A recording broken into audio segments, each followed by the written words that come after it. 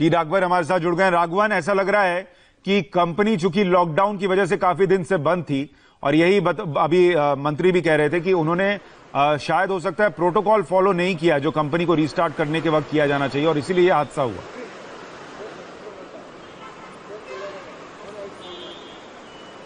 जी बिल्कुल सुशांत, यही वजह लग रही है क्योंकि जिस तरह से जब रिलैक्सेशन में ये कहा गया था कि कुछ फैक्ट्रीज काम कर सकती है और इस फैक्ट्री ने शायद अपना संचालन शुरू किया, तो उस वक्त क्या क्या प्रोसीजर्स थे, एसओपीज थे जिनका ध्यान रखा जाना चाहिए था और क्या क्या वायलेशन हुई, ये अब जांच का विषय है। जैसा हमने आपको थोड़ी देर पहले बताया था, अमरावती विजयवाड़ा से आंध्र प्रदेश के सीएम जो है वो स्पेशल हेलीकॉप्टर से निकल चुके हैं। कुछ ही मिनटों में वो विशाखापट्टनम पहुंच जाएंगे। उसके बाद एक हाई लेवल की बैठक वहां पर रखी गई है जिसमें ये सारी जानकारियां सामने आएंगी कि ये आखिर हुआ कैसे, कारण क्या था, क्या वजह थी, फैक्ट्री की क्या इसमें गड़बड़ी रही, क्या गलती रही और किस तरह की कार्रवाई अब उस फैक्ट्री के खिलाफ होगी। दूसरी बात, जैसा आपने बताया, एनडीआरएफ के साथ साथ पुलिस का एक बड़ा फोर्स जो है अब वो डोर टू डोर सर्वे कर रहा है। जिला प्रशासन की तरफ से हमें ये जानकारी दी गई है कि इवैक्यूएशन का प्रोसेस लगभग पूरा कर लिया गया है। अब उन लोगों को खोजने की कोशिश की जा रही है जो अनकॉन्शियस हैं, जल्दबाजी में बाकी लोग उन्हें छोड़कर बाहर निकल गए और वो लोग वहां पर फंसे हैं कि नहीं, इस बात की जानकारी के लिए घर घर जाकर वहां पर सर्वे किया जा रहा है। जो 3 गांव सबसे ज्यादा बाधित है उनमें और जो बाकी 6 गांव है वहां से पूरा इवैक्यूएशन कंप्लीट हो गया है। सब लोगों को वहां से हटाकर महफूज जगह पर रख दिया गया है। जैसा लगातार हम बता रहे हैं सुशांत, ज्यादातर लोग ओपीडी में हैं क्योंकि बहुत सारे लोग ऐसे थे जो ज्यादा प्रभावित नहीं हुए इस गैस लीकेज की वजह से। उनको वहां से हटाकर कन्वेंशन सेंटर में रखा गया है और उनकी हेल्थ मॉनिटरिंग की जा रही है। जो लोग क्रिटिकल हैं उनके लिए इंटेंसिव केयर यूनिट की फैसिलिटीज दे दी गई है। कुछ प्राइवेट हॉस्पिटल्स को भी खोल दिया गया है, वहां पर भी चिकित्सा सुविधाएं इन्हें दी जा रही है। अब प्रायोरिटी ये है कि जब एक बार इवैक्यूएशन का और ये ट्रीटमेंट का जो सारा काम कंप्लीट हो जाएगा उसके बाद अब असली वजह पता चलेगी कि इस लीकेज के पीछे कौन है, क्या फैक्ट्री इसके लिए जिम्मेदार है और ये अगर हुआ तो ये हादसा कैसे हुआ। राघवन, इसको लेकर जानकारी मिल पा रही है क्या कि जितने लोगों की मौत हुई इसमें क्या बच्चे भी थे और जो लोग ज्यादा गंभीर हैं क्या उनमें छोटे बच्चे और महिलाएं भी शामिल हैं? जी देखिए, डीजीपी ने जो बयान दिया था कुछ देर पहले उसमें उन्होंने ये बताया था कि 7 लोगों के इसमें मौत की खबर आ रही है जिसमें 1 बच्चा है। 2 लोग ऐसे हैं जो एक्सीडेंटल मौत का शिकार हुए हैं। इसका मतलब ये है कि जब वो फैक्ट्री के अंदर थे वहां से वो अपनी जान बचाने की कोशिश कर रहे थे, वहीं ऊपर से कहीं से कूदे हैं और उसके बाद उनकी मौत हुई है। बाकी जो 5 लोग हैं जिसमें 1 बच्चा भी शामिल है, ऐसा डीजीपी की तरफ से कहा गया कि उनकी मौत गैस के इनहेलेशन मतलब उसके गैस को अपने शरीर के अंदर लेने की वजह से हुई है। बाकी जैसा हमने आपको पहले भी बताया 20 लोग हैं जिनकी हालत बहुत ही नाजुक बताई जा रही है। ऐसी खबरें भी सामने आ रही है सुशांत जिसकी पुष्टि होना अभी बाकी है कि कई सारे लोग ऐसे हैं जिनकी वॉइस चली गई है। ऐसी खबरें वहां से अस्पताल से हमारे जो प्रतिनिधि वहां पर मौजूद है मधु, वो हमें बता रहे हैं कि ऐसी कई सारे लोग वहां पर शिकायत कर रहे हैं कि उनसे बोला नहीं जा रहा है। ये सब चीजें हैं जो धीरे धीरे अब बाहर आएंगी कि कितने लोग वाकई में इससे प्रभावित हुए हैं। 80 लोग वेंटिलेटर पर हैं, उनके वेंटिलेटर की सपोर्ट की जरूरत पड़ी है, उनकी भी चिकित्सा का ध्यान फिलहाल रखा जा रहा है। तो आप ये बड़ी बात बता रहे हैं, कई लोगों के ऐसी शिकायत भी आ रही है कि उनकी आवाज चली गई है। ये बहुत दर्दनाक है और ये अगर हुआ है तो इसको लेकर भी अभी जानकारी हम थोड़ी और जुटाएंगे। और ये स्टायरीन गैस की वजह से बताया जा रहा है जिसका इम्पैक्ट है कि लोग बेहोश हो गए, कई लोगों को सांस लेने में तकलीफ है, कुछ के बारे में बताया जा रहा है कि उनकी आवाज चली गई है। ये वहां से तस्वीर निकल कर आ रही है। लेकिन राघवन, अभी जो वहां पर स्थिति बनी हुई है, क्या वहां पर जो आसपास के इलाके हैं उनको लेकर कोई और एहतियात भी बढ़ती जा रही है और क्या इसी इलाके के जो लोग हैं उन तक ही रहेगा या आगे भी जो दायरा है 3.5 किलोमीटर का उसके पार भी कुछ एहतियात बढ़ती जा रही है? जी देखिए, जो जिला प्रशासन के अधिकारी हैं जो एक आईएएस ऑफिसर के नेतृत्व में इस पूरी एक टास्क फोर्स को वहां पर बनाया गया है। पहली प्रायोरिटी ये थी कि लोगों को वहां से सुरक्षित हटा लिया जाए।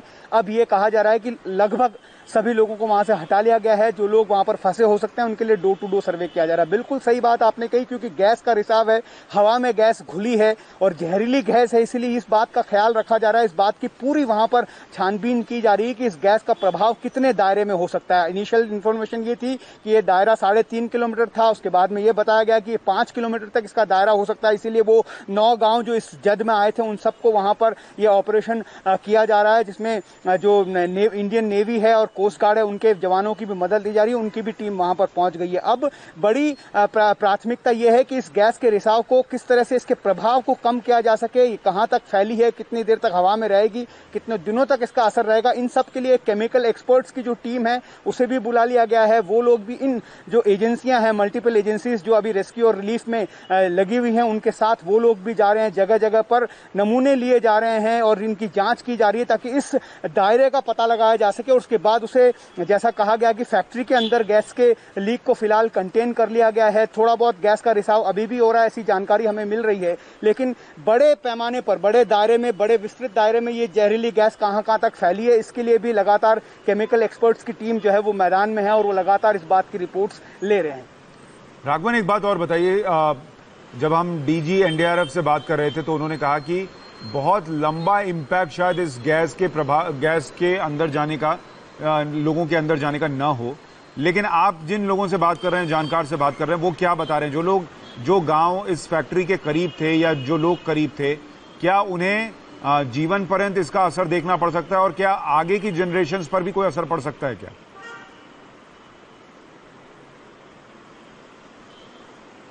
जी देखिए सुशांत, जिला प्रशासन के अधिकारी, जब डीएम से भी हमारी कुछ देर पहले बात हुई थी तो उनका भी अभी तक यही अनुमान है कि गैस का असर जो है वो ज्यादा दिनों तक रहेगा, इस बात की संभावनाएं कम है।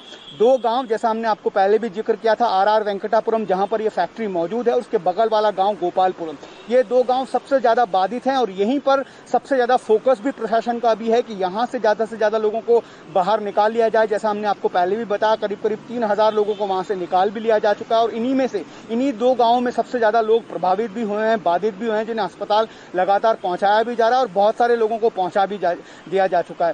तो अभी तक अनुमान यही लगा जा रहा है, जो एक्सपर्ट्स की राय मिली है जिला प्रशासन के अधिकारियों को, उसमें यही कहा जा रहा है कि बहुत ज्यादा चिंता वाली बात नहीं है। यहां तक तो डीजीपी ने यह भी कहा था कि इतनी ज्यादा जहरीली ये गैस नहीं है, जिसका असर जब ये वहां से बाहर दूसरे इलाकों में फैली तब उसका जो असर था उतना ज्यादा गहरा नहीं था, ऐसा डीजीपी ने भी कहा है। तो हम उम्मीद करते हैं कि ये बातें सच हो, आने वाले समय में, आने वाले कुछ घंटों में, 1-2 दिन में इसका और ज्यादा जानकारी जो है उसके बारे में पता लगेगी। राघवन, मैं आपके पास आता हूं। जीवीएल नरसिम्हा राव जो आंध्र प्रदेश से ही आते हैं, बीजेपी के नेता हैं, वो कुछ कह रहे हैं, वो सुनते ही विशाखापट्टनम शहर, आंध्र प्रदेश के विशाखापट्टनम शहर के बाहर एक दुर्घटना जो घटी है, गैस लीकेज घटना जो घटी है, जिसमें कई लोग अपने जान को खो दिए और सैकड़ों लोग अस्पताल में इलाज के लिए भर्ती हो गए हैं।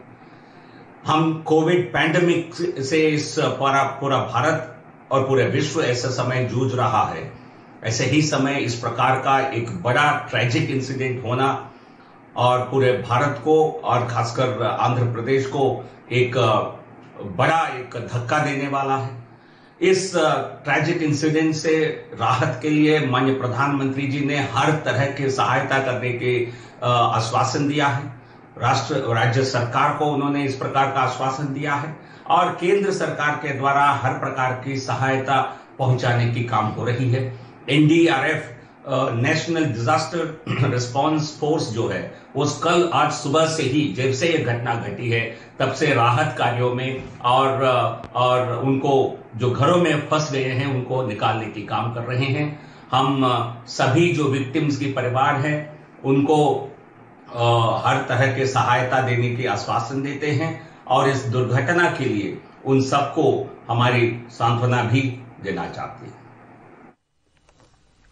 जीवीएल नरसिम्हा राव भी जानकारी दे रहे थे कि कैसे वहां पर प्रशासन तेजी से काम कर रहा है और केंद्र सरकार भी लगातार वहां की सरकार के संपर्क में है और हर संभव कोशिश की जा रही है कि लोगों तक मदद पहुंचे। आंध्र प्रदेश के डीजीपी क्या कह रहे हैं वो सुनवाते हैं।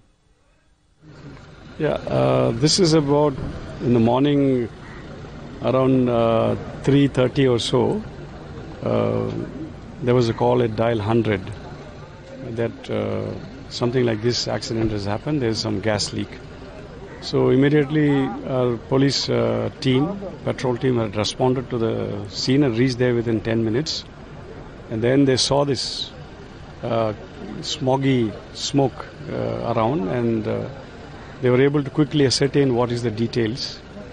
And with the help of that loudspeaker which is fitted on the vehicle, they started announcing asking the people to come out and move out of this location.